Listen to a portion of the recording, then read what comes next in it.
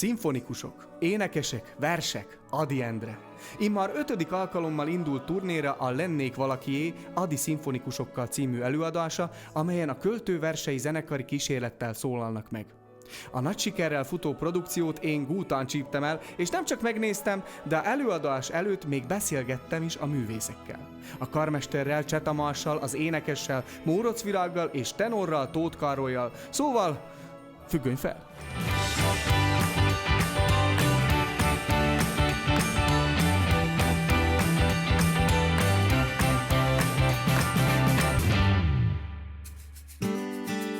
Gútán vagyunk a Városi Művelődési Központban, és nem sokára kezdődik az Ady est, a Lennék valakié. Hát az az igazság, hogy én már nagyon várom. Szerintem tartsatok velünk! Cseh Tamást már régóta figyelem. Tehetséges, elhivatott, alázatos. A Pozsonyi Szlovák Nemzeti Színház szimfonikus zenekarának szóló brácsása. A Bécsi és a Pozsonyi Zeneművészeti Egyetemen diplomázott.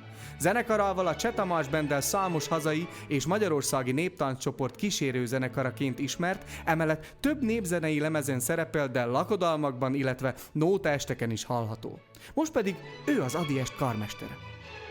Itt vagyunk Gútán, és az az igazság, hogy amikor én olvastam, hogy itt lesz egy Ady est, azon gondolkodtam, hogy fogtok felférni a színpadra.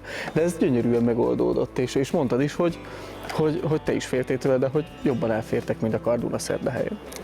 Igen, én is tartottam tőle igazából, de úgy tűnik, hogy a mélysége színpadnak az nagyon segített, mert itt a zenészeknek igazából komfortos a helyzetük, hogy úgy mondjam. Dunaszerdahelyen volt egy kis szorongás, de egyébként az is nagy színpad, csak valahogyan lehet, hogy itt jobban elosztották a technikus fiúk is. Benne van a pakliban, de örülök, hogy működni fog. Lennék valakié. Igen. Ez a produkciónak a címe. Ha kérdezhetek ilyen félig intimet, hogy csöppentél, hogy jöttél a produkcióba? Hát az igazi klasszikus módon fölhívtak és megkértek, hogy nem szállnék be ebbe a produkcióba, mint karmester, és igazából egy percig sem gondolkodtam rajta. Már csak azért is, még mielőtt meghallgattam volna a zenét, ugye, mondták, hogy Ady Endre versei lesznek. Szóval akkor már tudtam, hogy ez biztos, hogy jó lesz. Szóval ahhoz, ha valakit megihlet Ady költészete, egy zeneszerzőt, szerintem abból csak jó származhat. Szóval biztos voltam benne, hogy egy jó dologba csöppenek bele. Te szóval titkon Ady fan vagy? Hát mindenképpen, ugye, mindenki szeretne egy Ady életet magának. De... A rockstárság, az rockstárság. Igen, de azért megmaradunk mi a saját kis világunkban egyelőre. És milyen volt a próba folyamat? Tehát, hogy amikor azt felhívtak, hogy elkezdődik, beszálltál, és rögtön ráéreztél, rögtön... Ilyenkor a karmester megkapja igazából a partitúrát, és akkor eltelik az az idő, az a legintimebb, hogy a karmester igazából ismerkedik a partitúrával. És ott derül ki, hogy mennyire áll közel. Természetesen a profizmusnak a jele az, hogy megcsináljuk azt is, ami nem tetszik. De itt rögtön kiderült igazából, hogy jó, tetszik a dolog, és meg kell találnom hozzá azt a utat, illetve a zeneszerzőhöz, Pető Zoltánhoz, az ő elképzeléséhez, hogy hogyan tudok közelebb kerülni a végső megoldáshoz, de egyébként az mindig változik egy kicsikét, de próbálom a szellemi részét igazából megfogni és azt kihozni a partitúrából. Aztán ugye, mikor már oda kerülök a zenekar elé, szóval nincs rá nagyon sok lehetőség, ugye, mert nagyon sokan vannak a zenekarban, ez egy nagy produkció. Hát igazából pár próba van arra, hogy ezt összehozzuk, de az előtte eltöltött idő a legfontosabb egy karmesteri életében. Mesélj elő az előtte lévő időről. Hát ez nem valami romantikus, le kell ülni igazából az íróasztalhoz, kinyitod a partitúrát és tanulmányozod.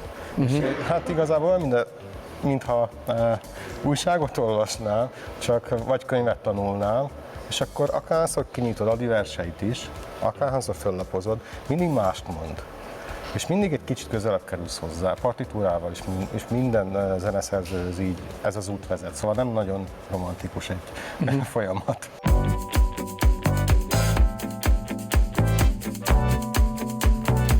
dunaszerdahelyi Mórocz Virág a családjában szívta magába a zenei műfajok sokaságát. Így nem is lehetett kérdés, hogy ő is a zene, konkrétabban az éneklés mellett kötelezi majd el magát. Első komolyabb sikerét nemrég ért el, ugyanis a Magyar Állami Operaház által szervezett 2024-es dalmaraton legjobb női énekese lett. Szóval arra vagyok kíváncsi, hogy hogyan cseppen bele egy fiatal énekesnő egy ilyen nagyszabású produkcióba. Hogy indult az egész folyamat? Hát Ági keresett meg ezzel az egésszel, hogy akkor lenne egy ilyen, és hogy ők nagyon örülnének neki, hogy én, mint ugye kvázi teljesen fiatal, nulla tapasztalattal rendelkező pályakezdő énekes, hogy örülnének, hogyha én is szerepelnék benne, hogy ezzel is egy kicsit támogatják azt a színpadi rutint, meg azt az egész dolgot, amire én végül is készülök. És akkor mondtam, hogy jó, nagyon szívesen, akkor megnéztem a kottát, mondtam, hogy tök szuper, nagyon jók voltak a dalok, mert rögtön át is küldtek már verziókat, tehát hogy rá tudtam énekelni, tehát tulajdonképpen tényleg minden adott volt ahhoz, hogy igazából nekem csak egy nagyon picit kellett volna vele foglalkozni, vagy kellett vele foglalkozni, és aztán hát végül is így, és utána én beleszerettem, és aztán innen már nem lehet engem kiábrudalni. Mondtad, hogy beleszerettél. Tehát, hogy tart ez a szerelem? Tehát folyamatosan? Igen. Nincsenek benne kilengések, hanem folyamatosan intenzív szerelem vonz téged. Igen. Csak mindig lehet, hogy más oldaláról látom azt, hogy ez amúgy mennyire jó, vagy más érzéssel tudok azonosulni például adott évben. Egyébként melyik volt? Van olyan koncert, vagy olyan előadás, amire intenzíven emlékszel, amire azt tudnád mondani, hogy no, ez volt, itt volt az az érzés, amikor azt éreztem, hogy... Én mindegyik előadásnál mindig azt érzem, hogy most akkor ez, mert én mindig próbálok mindent beleadni, tehát hogy a 120%-ot ott lenni, és átadni ezeket a dolgokat, úgyhogy nekem úgy kifejezetten nem volt, azt érzem, hogy nem volt, nagyon megható dolgok voltak, tehát hogy nagyon sok jó helyen voltunk, mert például Szerdahelyen mindig meghatunk, mert nyilván egy csomó mindenkit ismerek, és akkor csomó szerettem eljön, meg családtagok, és ez akkor mindig megint egy másfajta érzés. De az is nagyon jó volt, amikor lényegében vadidegeneknek, amikor tényleg senkit nem ismertem, mondjuk ha Kassán voltunk, vagy Királyhelmecen, vagy Nagyváradon, tehát azok olyanok voltak, hogy senkit nem ismertem, de mégis annyira jó volt, meg egy nagyon jó milliója volt az egésznek. A közönség mindenhol egyformán fogadta, vagy voltak benne, tehát volt olyan is, ahol kicsit másképp volt, ahol nagy katarzis volt, ahol... Mindig másképp szerintem, de a leginkább talán egyébként Kassát tudom mondani, mert ott rengeteg iskolás volt, tehát hogy iskolákból jöttek el, és az egy kicsit, az mindegyiktől sokkal másabb érzés volt, de nagyon jó volt az is, tehát hogy azt éreztem, hogy ott is azért sikerült, nem biztos, hogy mindenkit, de sikerült az embereket egy kicsit így ebbe így bele, nem tudom, nem taszítani, mert azért nem taszítunk, tehát hogy csak úgy, tehát így belevinni ebbe az állapotba. Milyen állapotba? Van. Mindenfélébe, ami éppen jön, kinek ami jön, ki a haragot érzi, ki a szomorúságot, ki az a fékezhetetlen szerelmet, vagy nem tudom, csalódottság, mindenféle állapotot Egyébként lehet most mondtad el Adit egyben. Tóth Károly színész. 1000 éve ismerjük egymást. Számos előadásban és filmben szerepelt az elmúlt években Szlovákiában és Magyarországon egyaránt. Tehetséges színész, no meg énekes is. Karcsi, az van, hogy 5 éve, vagy az Lennék valakié című produkció. Milyen volt a kezdet, és milyen volt most? De beszélj inkább a kezdetről. Na hát, én igazániból a kezdetről nem is tudok annyira beszélni, mert én csak 3 éves vagyok ebben a produkcióban. Az elődöm Derzsi Gyuri volt, aki hát baromira jól csinálta ezt az egész történetet, úgyhogy nekem nagyon fel kellett zárkóznom. Tehát nekem a szimfonikus zenekarral éneklés az nem az én csésze kávém, vagy nem tudom, hogy kell ezt mondani. Úgyhogy megnéztem a Tatabányai, meg mindenféle koncertfelvételeket, és mondtam, hogy azért itt énekelni kell majd nagyobbakat. De valahogy hát szerintem megoldottam, vagy hát majd a nézők eldöntik, hogy megoldottam-e. És igen, én most ünneplem a 3. születésnapomat. Hát Adi verseket szavalni, meg énekelni a színpadon, meg érteni is ezeket az Egy Adidás. szimfonikus zenekarra. Szimfonikus zenekarra, tehát érzek némi nyomást magamon így a produkció előtt, és nem tudom, hogy egyébként az jó-e érteni az Adit, vagy nem jó érteni az Adit, mert Adinak szerintem egy kicsit elég sötét élete volt, és amikor én rádöbbentem, hogy én most tudom, hogy miről ír, vagy tudom, hogy miről beszél, az is egy kicsit nyomasztó volt, hogy én nem akarom érteni ezeket a sötét dolgokat. Tehát, hogy addig jó, amíg nem látok bele az Adi lelkébe, erre így rájöttem. De hát most ez végül is elkerülhetetlen, mert az ember érik, megél dolgokat, jó dolgokat, rossz dolgokat, és Adi meg szépen elmondja helyettünk, így zenei kísérettel. Csak te változtál, Adi nem. És az van, hogy 3 év alatt valószínűleg valamibe vagy belenőttél, vagy valamiben karcol, valamit megértettél, valami. Igen. Ezt hívják örökérvényűségnek, és ezt hívják irodalomnak, és ez tök jó. Hát meg valamiféle fejlődésnek, vagy valamiféle szintlépésnek lefelé a lelkem mélyebb bugyraiba. De hát úgy gondolom, hogy egy színész számára elkerülhetetlen az, hogy mélységeket is súroljon, meg karcoljon, mert van egy ilyen mondás, hogy tedd tönkre egy művész lelkét, aztán nézd meg a művein keresztül, hogy mit csináltál. Igen. Tehát, és szerintem Adival is ez történt, meg hát minden művésszel ez történik, amikor éri őt valami rossz, vagy valami fájdalom, akkor ezeket szépen ki lehet magunkból mosni, akár egy ilyen produkción keresztül is.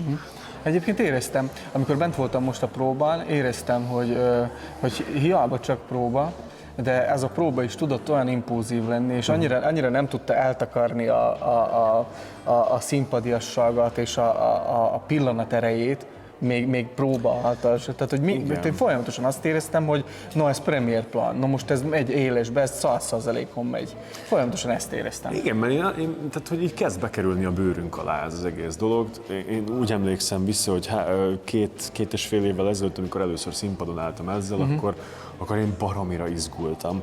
Tehát, hogy ott van mögöttem 70 ember. És nem, tehát ugye a hangszereiknek a mesterük, tudod. Igen, és ők ezt csinálják minden nap, én meg csak most az egyszer fogom ezt csinálni. És hogy ne roncsam már el szegényeknek, de nem is magamra gondoltam, hanem rájuk. Csak hát azóta meg már rengeteget próbáltunk, rengeteg előadás volt nagyon sok helyen, tehát most már megjártunk 3 országot, és most már kezd a bőröm alatt lenni, és kezd biztonságos lenni ez az egész. És majd játszasz vele. Igen, és amikor elindul ez a szárnyalás, amikor úgy érzem, hogy már az enyém, és lehet egy kicsit mozgolódni, mocorogni a műveken belül, az egy nagyon jó érzés, és szerintem ezt láthattad a próbán, hogy most már szabad vagyok. És hallhattam, hogy mennyire, tehát hogy az például 3 év alatt, ez mennyire provokatív kérdés, ha felteszem, hogy mennyire képződött pluszba a hangod. Hát tehát mennyire van az, hogy jobb hangod lett, érted? Ja. Hogy olyan magaslatokat kiénekelsz, amit én eddig nem tudtam, hogy kiénekeltél. Már ma láttalak a padlásba, láttalak különböző előadásokba. Hát egyébként szerintem Ki hozza belőled ezt? Nem a hangon fejlődik, hanem nekem az egyedüli ellenségem az izgalom, az izgalom pedig lefolytja a hangom, meg leblokkolja, meg falakat állít neki, és akkor az ének nem annyira szép, és ahogy elkezdem érezni a biztonságot, meg elkezdek flowban lenni, hogy kicsit 2024 nyelvén beszéljek, akkor így a hangom is azt mondja, hogy oké, akkor most kijövök a torkodból.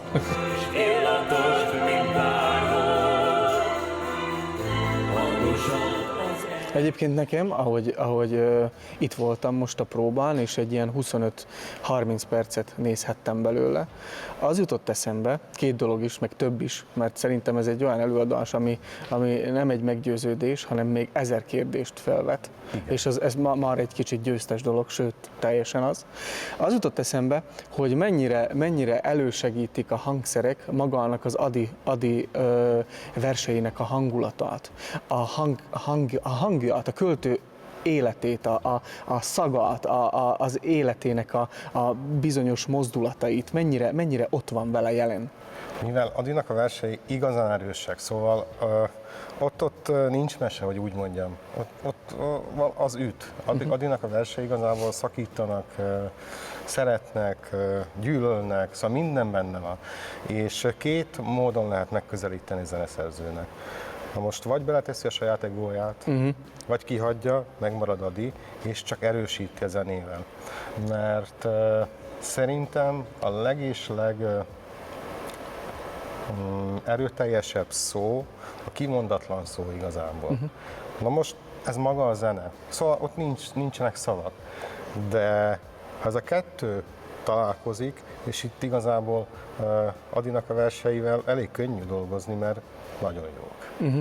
Na most, hogyha érzékenyen valaki hozzányúl, és igazából erősíti azt az érzést, akkor az a vers szerintem még nagyobb hatást kelt az emberekbe. És ezt lehet látni, mondjuk én nem nagyon látom, mert én háttalálok a közönségnek többnyire itt a színpadon, de mondták nekem, hogy sírnak az emberek utána, szóval meghatja őket.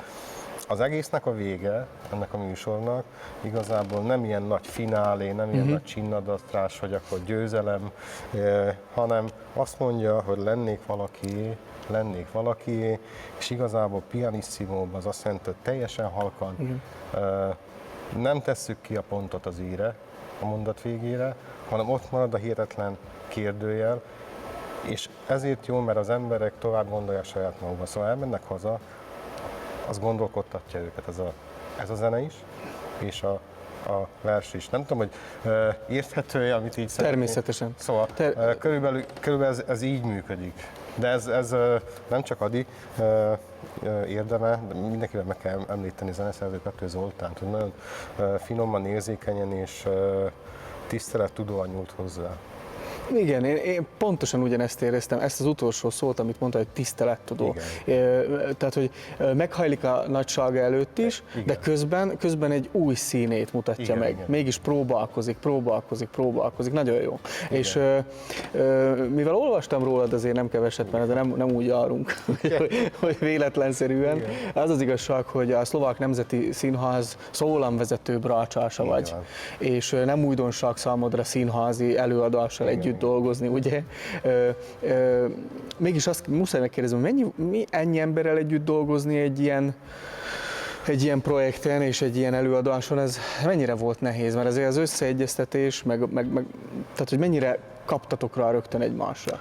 A szervezési részében csak nagyon picikés segítettem, úgyhogy azt meghattam másoknak, nagyon jól csinálták, de igazából szerintem arra akarták kérdezni, hogy sikerül ennyi embert nekem meggyőznöm, igen. Hogy engem kövessenek, illetve vezetni a próbát, hogy arra irányba menjünk, abba az irányba menjünk, ahova én akarom.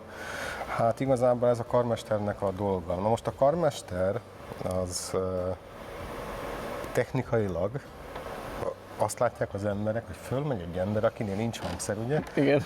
A legjobb esetben van egy pálcája, és akkor azzal így mutogat valamit, hogy így fejezem ki magamat, de eleve a próbán dől el, hogy tanítom be azt a művet, illetve inkább ez ilyen pszichológus dolog, kicsit ilyen spirituális energiákkal dolgozunk, szóval szükségtelen hozzá valami nagyon komoly, nem tudom, hogy mondjam, ilyen varázslást belegondolni, hanem inkább arról van szó, hogy kell hozzá egy olyan tehetség, vagy olyan tulajdonság, hogy bízzanak benne az emberek, és figyeljenek rád.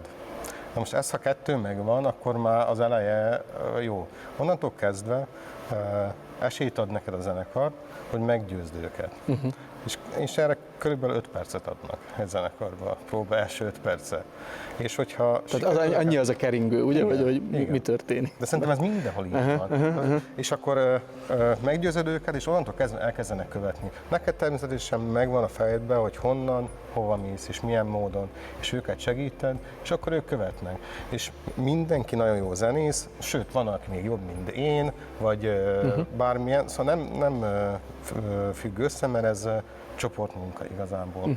És akkor mindig kell egy rossz szóval, hogy vezér, vagy aki megmondja, hogy akkor most erre megyünk, és akkor jönnek utána. És onnantól kezdve nincs probléma. És én nem vagyok az a Toscanini is karmester, aki igazából ordibál, vagy Egy másfél kilót lead egy. Igen. Én táncolós se vagyok, úgyhogy engem igazából így kedvelnek a zenészek, mert nem szoktam megbántani őket semmilyen, de viszont az nem azt jelenti, hogy én nem követelek tőlük olyan színvonalat, amit ők tudnak. Egy biztos lehet, hogy most ez a varázslás nagyon megütötte a fülemet, hogy néha abból van a varázslat, amikor nem akarsz varázsolni. Igen. És valahogy, amikor ez csak egy próba volt, tudom, alig várom, hogy lássam az előadást, igen, hogy milyen legyen átütő színpompába látni, úgymond színpompába az egészet. És még lenne egy laikus kérdésem teljesen, hogy minden brácsás karmester, és nem minden karmester valahol brács. Tehát, hogy muszáj... Nem, de viszont van egy jó történetem, illetve az úgy van, hogy rengeteg brácsásból lett karmester. Na most például Antonin Dvořák, igen, ő ugye brácsás volt, és abban a zenekarban játszott, ahol Bedřich Smetana vezényelt. Na most ő belőle lett egy komoly zeneszerző is, de mellett ő karmester is volt.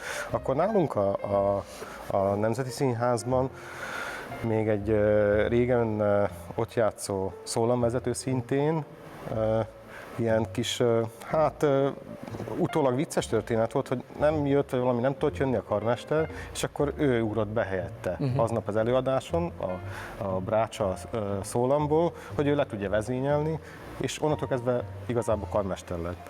És így hát a brácsások tudod, hogy szóval nekünk van rengeteg időnk a zenekarba figyelni a többi hangszert, a többi szólamot, azért a brácsák nem írnak olyan nehéz szólamokat, mint egy hegedűnek, vagy egy oboának, ilyesmi. Szóval van időd tanulmányozni a többit, és onnan már csak igazából egy ugrás a karmesteri pulpitus. De egyébként ez csak így a vicc része, de szóval nem függ össze a két dolog.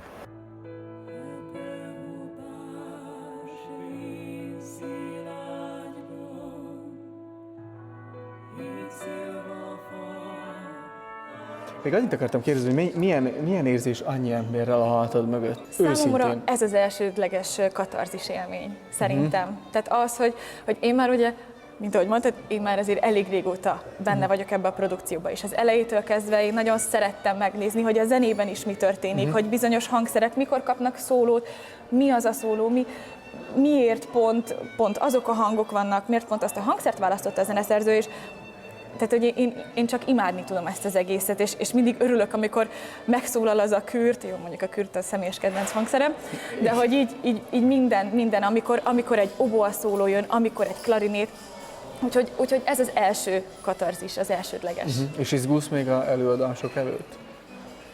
Vagy mindenhol más az izgalom is? Nem, inkább az izgatottság van bennem, vagy inkább az van bennem, hogy remélem, hogy minden úgy fog sikerülni, hogy minél több embert meg tudunk ezzel szólítani. Mennyire vagy flowba így, hogy még a Adi esten kívül mibe pöröksz? Én most úgy érzem, hogy nagyon-nagyon flowban vagyok. Most nagyon sok előadásom van, tehát most a pozsonyi forgatás stafétát leadván, és a budapesti forgatás stafétát leadván, hiszen ott is forgattam most egy nagy játékfilmet, amit nagyon-nagyon élveztem, és az tényleg és ez nagyon komoly, mert ez csak a tiétek. Igen, és az csak a miénk, ugyanis egy 4 éves színházi előadást filmesítettük meg kamara körülmények között, egy remek rendezővel, szerintem ezt még nem mondhatom el, hogy kivel, de Oscar-díjas, hogy valamilyen bulvár információt. El tudod képzelni, hogy mindenki igen, tehát hogy tényleg egy nagyon-nagyon jó csapat összejött. Spielberg, Pirates, nagyon igen. Befejeztem a forgatásokat, elkezdtem most színházazni, járjuk az országot ezzel a produkcióval is. És élvezem az életet, tehát hogy most ilyen luxus időszakon van, mert gyakorlatilag az a dolgom, hogy esténként színpadra állok, vagy a koncerttel, vagy egy előadással, élvezem a lassú reggeleket, élvezem, hogy most nem próbálok, a lassú kávézásokat. Tehát, hogy nem tudom, hogy ez hírértéke, de akkor lennél valaki? Én lennék valaki, lehet, hogy most már leszek is valaki. Nagyon jó. Ennek nagyon örülök.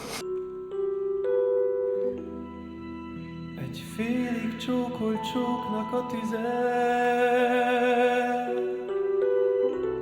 Még egy aktuális kérdésre szükségem van erről, tehát hogy egy kicsit nem erről az előadásról beszélni, hanem rólad. Igen. Mind dolgozol most jelenleg?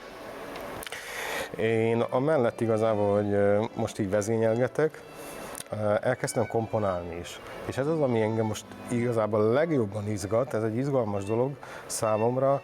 Idén nyáron a Dunamenti Kamara Zenei Fesztiválon mutattuk be, igazából amit én szervezek, mutattuk be az én brácsa koncertemet 2 alkalommal is. Egyszer egy orosz brácsás kollégám, Alexander Gyagilev játszotta, másodszor pedig Lakatos Robert bácsa művész játszotta. Itt érdekes volt egyébként az, hogy én igazából népdalokat belecsempésztem ebbe a brácsa koncertbe, és számomra érdekes volt az, hogy nyúl hozzá egy orosz származású, aki talán 2 éve van itt Szlovákiában, és egy olyan, mint Lakatos Robi, Akinek az élete a nép. Igen. Zene. Az nagyon érdekes volt a számomra, és tanulságos, úgyhogy most igazából komponálás az nagyon izgat. Most készülök egy műre, amit jövő nyáron szeretnék bemutatni, és most gyűjtöm a forrásokat, mert igazából megírni magát a zenét nekem nem hosszadalmas nagyon folyamat, viszont felkészülni hozzá, hogy meglegyen a háttértudás, ami érdekel, az nagyon sziszifuszi munka igazából. Utána kell olvasni, utána kell járni, ilyesmi. Egyébként a találkozásunkról teljesen ez jön le, hogy nyugodt vagy, és az a vérprofi hatást keltett, hogy nem úgy van az, hogy odaállok, hanem mögött munka van, és mögött hát tényleg igen. Kemény munka van. Mert tőlem rengetegen ezt már megkérdezték, diákok is, kollégák is, laikusok is, hogy te van nyugodtan nézel ki a színpadon, és akkor hogy te nem stresszelsz, meg nincs lámpaláz, meg ilyesmi. És mondtam, hogy igazából miért lenne? Jó, van a pszichai része, ami nem lehet befolyásolni, az vagy van, vagy nincs, de hogyha oda teszed a munkát, elengedő munkát, ott ad egy biztonságérzetet, és onnantól kezdve igazából kinek segít, ha én idegeskedek? Ez az. Senkinek. Ez az. Mit is mondhatnék zárásként? Fantasztikus szereplőkkel egy fantasztikus műsor. Ha tehetik, nézzék meg! Remélhetőleg még sok-sok éven keresztül élvezhetjük a Lennék valakié Adi szimfonikusokkal című előadást.